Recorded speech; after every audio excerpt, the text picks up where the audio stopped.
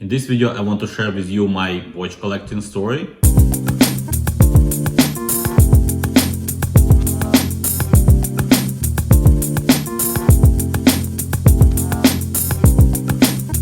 I will talk about how it started, my ups, downs, mistakes, and my regrets. And maybe my story would be helpful for some of you. And what I learned along the way, it's all in this video. And my first serious watch was Tissot local, and since then I have started my watch enthusiast journey. My initial goal in the beginning was obviously expensive models from Patek Philippe, Vacheron, JLC, Girard-Perregaux, Breguet, Blancpain, and so on. They all were onto my radar. But these were my dream watches, and I remember some other interesting watch brands were on the rise back then. Ulysse Nardin, Frank Muller, Hublot, oh yeah, Hublot, sweet Hublot. So initially, after spending some time with my Tissot local, I could not rest no more. I was on a hunt. With the tight budget and fire in my chest, I was looking for another watch to add to my collection. In my early days of me as a watch enthusiast, I was reading a lot of magazines, articles, and the best finding for me were watch forums, where people with the same watch thickness were gathering together. My name is The Freak. I'm a shopaholic. Welcome. I cracked at Cartier today. How many did you buy this time? I got 7. I was stopping by watch stores and looking at different options, Longines, Hamilton, Omega.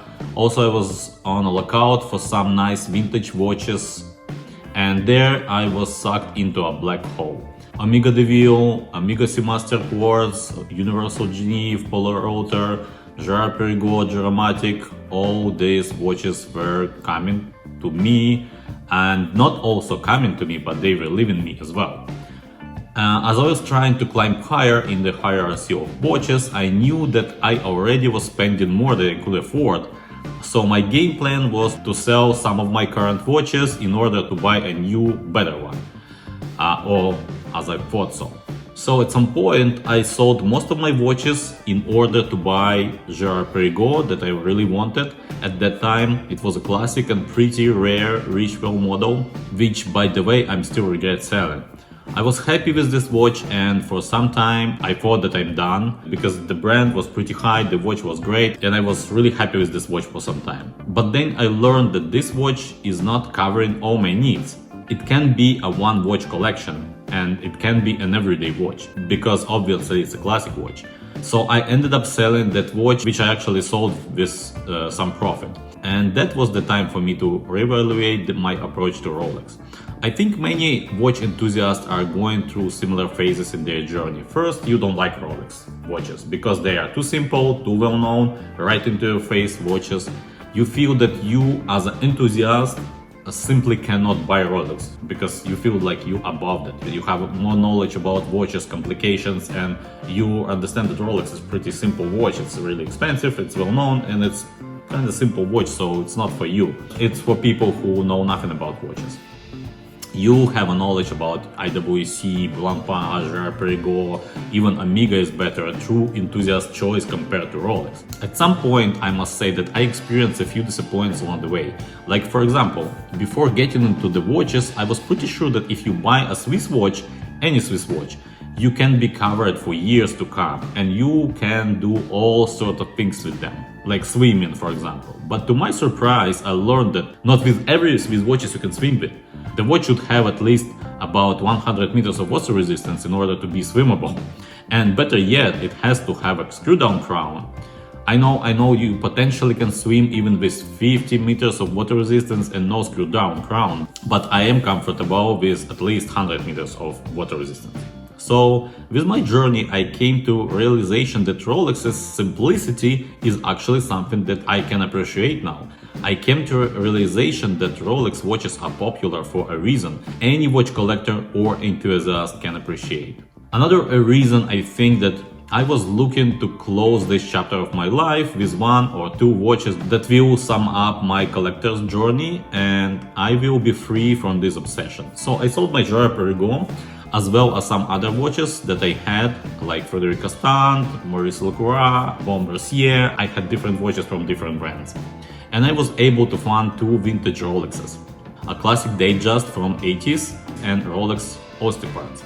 That was it. I thought that these two Rolexes will cover me for a very long time, and they probably would. Back then I liked vintage Rolex models more than their modern watches. It is actually still the case. I still like more vintage Rolexes than modern ones, except few of modern models that Rolex produce right now.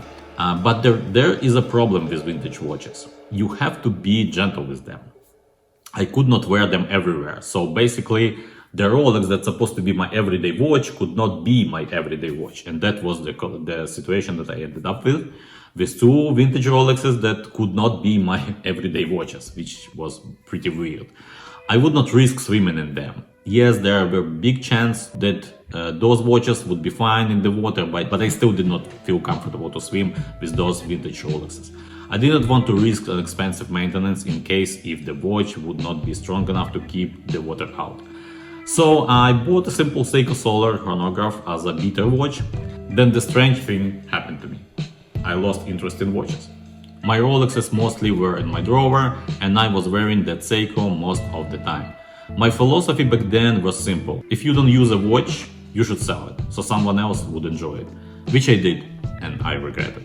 So Seiko became my everyday watch, and I was wearing them happily for several years. I did not think about watches. Yes, I was reading a little bit about watches. I was still visiting forums, but I was talking mostly about different things and different topics, not about watches. But then, after maybe 4 to 5 years, my passion have started coming back, but with more rational approach. I was buying watches that I could afford pretty easy. And I was buying watches to match my outfit. That was interesting thing because I was thinking, okay, I'm gonna wear a suit, so with the suit I need some classic watch, for example, Longines, Dolce Vita. And for like some sporty outfit, I need something like field watch. Hamilton hockey field watch would do perfectly, and it is a great watch actually. And I wanted to get some of my old bodies, some of my old watches that I had before. I wanted to get them back, like for example, Girard-Perregaux Giromatic. It wasn't easy that I found one. I wanted to get a Universal Genève Polyrotor as well, but that time I realized that the prices went up pretty big for this watch. It is pretty popular watch, and like among vintage watches, Universal Genève Polyrotor pretty popular watch, and the price is different than it was before. So that was a surprise for me. And the watch that cracked me, believe it or not, it was Bulova Moonwatch, not a Mons watch, no, Bulova Moonwatch. I'm talking about a real deal watch. This new model with a great story behind caught my attention, and I decided to get one. And that was the point where I came back to my hobby. So I started to read stuff again, I started visiting forums more actively, talking about watches, get my head around what's going on right now in the market. So all these things were coming back to me. I did some spontaneous buys like this Longines, for example, or I got a few nice Eternas for a very good price. So I was kinda casually looking for interesting watches that will enrich my collection. I was buying mostly watches that I could easily afford, that cost like some good piece of clothes or some good pair of shoes, for example. And I think that there were another thing that was driving me at that moment. I was eager to find my grail watch. Like there are many popular models that could be a grail watches for anyone. My first look was among more affordable and reliable watches. That's how I got my Hamilton hockey field watch, for example. I was not chasing the grand watches anymore. Those Pateks and Audemars were not in my wish list anymore, and they were crazy expensive. I could not afford them.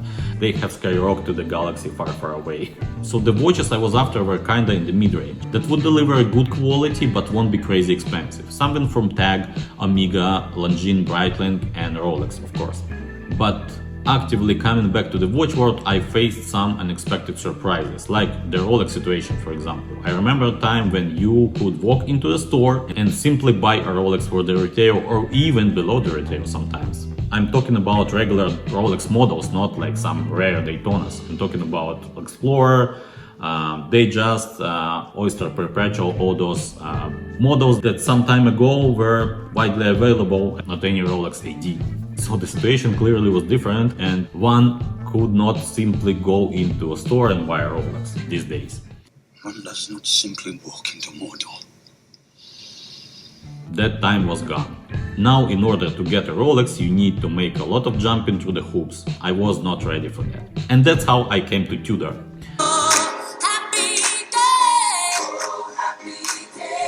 With my obsession to find the perfect everyday watch, it was a good decision. Exploration of the world of Tudor led me to some beautiful discoveries. So in the past few years I acquired some watches that I really like, and they all can serve as everyday watches. Tag Heuer Aquaracer, actually I got two of them. Seiko Baby, Alpinist, Amiga Seamaster, mid-size quartz, my beloved Tudor Trio, my three musketeers from Tudor.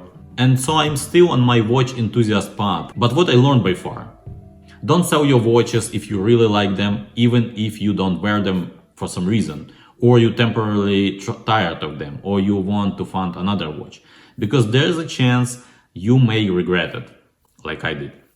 There could be different reasons to sell your watch collection, and it's fine, but sometimes it is worth to keep a watch in a drawer for time being.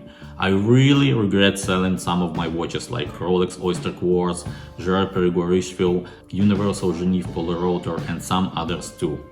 And another thing is, don't make impulsive watch purchases. Do your research first, learn other people's experience. Yes, with some watches it could be worth to do a spontaneous buy, especially if it is Rolex these days or any other sought after brand or model. But from my experience, an impulsive purchase not necessarily would be a good one. So sometimes it is good to cool off a bit and look at that purchase with the cold state of mind. So that's my story and my happily ever after.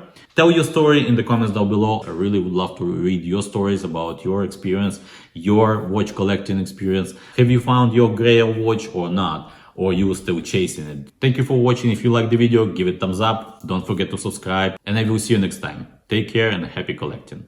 And oh, I almost forgot. At this stage, I found my grail watch. It is Tudor Black Bay 58, and I think that this is the watch that's gonna stay in my collection for a really long time.